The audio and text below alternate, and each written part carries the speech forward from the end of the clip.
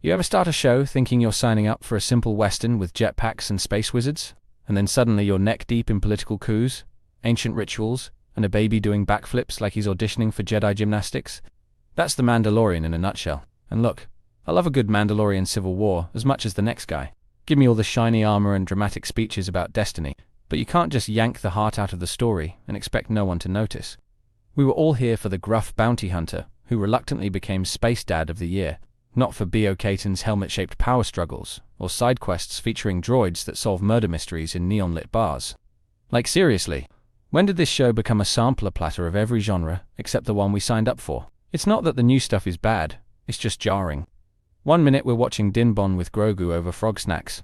The next we're getting PowerPoint presentations on Mandalorian history delivered by characters who showed up 5 minutes ago. Din used to be the guy driving the narrative.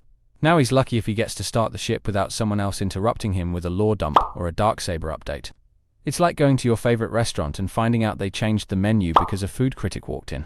And poor Grogu, he used to be this emotional anchor, a symbol of vulnerability in a violent world. Now he's more like an Easter egg that spins in chairs and force jumps for crowd reaction. I mean, yeah, he's still adorable, but you can feel the emotional weight slipping. That whole decision to send him off with Luke and then bring him back off screen like it was a cancelled spin-off. That's not storytelling. That's marketing wearing a Jedi robe. But here's the weird part. Despite all the detours and distractions, despite the weird tonal shifts and sudden lore expansions, there's still something buried deep in this show that hits hard when it wants to. Those moments when Din says nothing, but the silence says everything. When the music swells, when the mask tilts just slightly, and you know exactly what he's thinking, it's still in there. You just have to dig a little harder to find it now. In this video, we're unpacking the quiet truth nobody wants to say out loud, that The Mandalorian was never really about Dinn Jarrin, not in the long run. And that realization flips the entire show on its head. We're breaking down how the focus shifted, why it matters, and what it means for the legacy of a character who deserved more than just a sidecar in his own story. Because when the title of the show becomes a technicality, you know something deeper is going on. When The Mandalorian first dropped, it felt like something completely new. A lone bounty hunter, a silent wanderer, a baby Yoda who somehow stole the internet without saying a single word. It was simple, clean, and focused on one guy and his accidental son. But the longer this series goes on, the more it feels like Dinn Jarrin isn't the main character anymore. He's not even the second lead. You start to notice it slowly. First, it's side quests. Then Bo-Katan shows up with her whole Royal Armor squad. Then suddenly we're knee-deep in Darksaber lore and Mandalorian politics and cloning labs buried under old Imperial bases. And somewhere in the middle of all that, Din becomes a supporting character in his own show. Which makes you wonder, was that always the plan? The first season was tight. Personal, intimate even. Every episode felt like a chapter in Din's emotional growth. But by season 3, we're dealing with Mandalorian civil war, weird side plots involving droid uprisings, and characters like Pershing getting full flashback episodes that go absolutely nowhere. It's not just a shift in tone, it's a shift in ownership. And what if that shift was the point all along? What if Grogu was just the bait, the adorable distraction to get us emotionally invested, while they set the table for a much bigger galaxy? It's not a bad strategy. Okay, I'm just gonna say it. What happened to Dinn Jarrin's story? He went from a stoic gunslinger with a growing heart to a glorified Uber driver in Beskar armor. He barely makes decisions anymore. Half the time he's just standing around while someone else gives a monologue about ancient rituals or intergalactic politics. How did we go from this is the way to this is the background character? Season 1 had purpose. Din had a mission. Protect the kid. Escape the guild. Confront his past.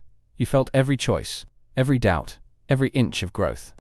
And then suddenly in Season 3, he's just tagging along while Bo-Katan gets crowned queen of a radioactive cave system.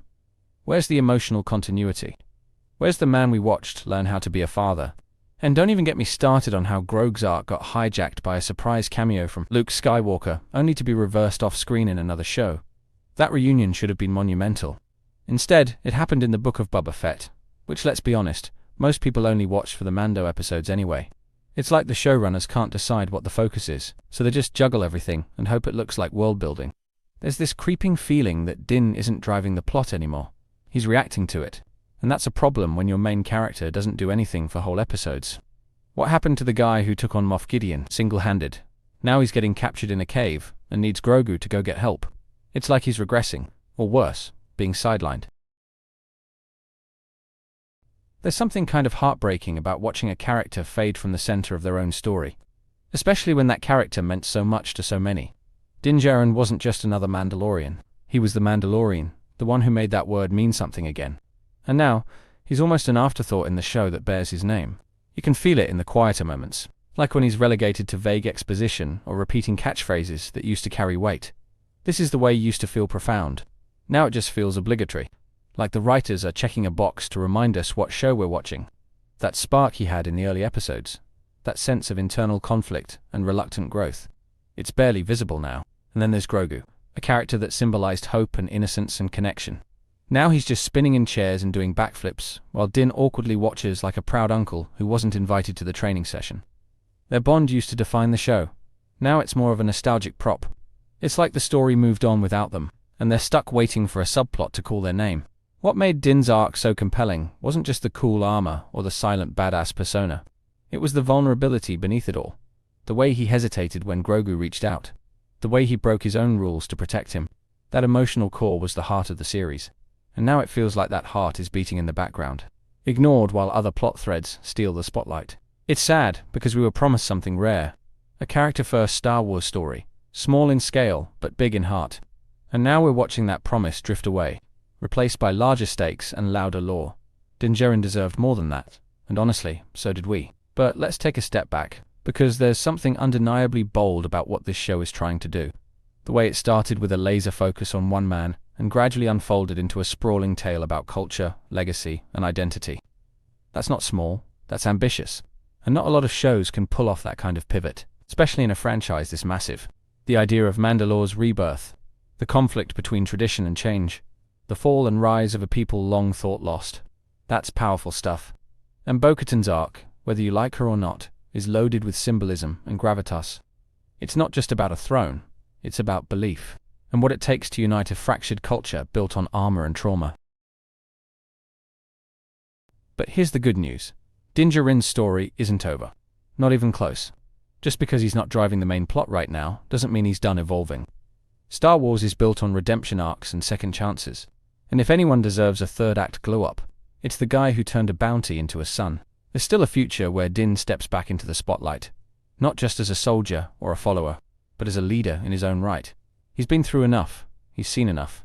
He is the bridge between old Mandalore and whatever comes next. Whether he wears the crown or just shapes the culture from the shadows, his influence still matters. And Grogu? Oh man. We've only scratched the surface with that little green mystery. He's Force-sensitive, trained by Luke, bonded to a Mandalorian. That's a recipe for a future legend. And Dinn is still at the center of that journey. Even if the focus is shifting, their bond could still be the emotional core. It just needs room to breathe again. The best part is, the audience hasn't given up on them. Fans still talk about Dinn and Grogu with real affection. Still cheer when he shows up in other shows. Still care about that Beskar-clad wanderer who decided to be a dad instead of a mercenary. That kind of resonance doesn't fade easily, so maybe it's not about being the lead character forever. Maybe it's about being the one who changed the story's direction just by showing up and doing the right thing. That kind of quiet heroism still counts.